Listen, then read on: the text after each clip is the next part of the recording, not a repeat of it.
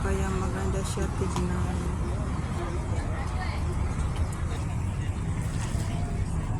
Ayun, ang ganda tignan pag mga ganitong oras. Dahil nakikita lahat yung magagandang tanawin doon sa kabilang area. Diyan ako dati diyan ako kanina. Sumakay lang ako ng ferry, napunta ako dito sa lugar na to. Ang ganda pala nito pag gabi, oh. Ganda tignan yung mga iba't ibang kulay na nasa building. Ayun sa unahan. Ayun. Ang ganda ng view, guys. Andun maganda rin pala dito mag-walking.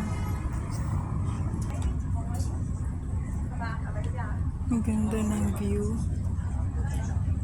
Ang ganda dito kasi nga pag mga ganitong oras, medyo malamig na siya dahil nga malapit lang siya sa dagat at ito'y tinatawag na seaside.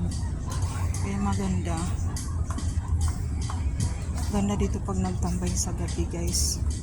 Mayroon pala dito mga flag. May watawat. Watawat ng Hong Kong tsaka watawat ng China. Kasi maganda yun. Ewan ko, hindi ko lang alam kung anong isang watawat yan.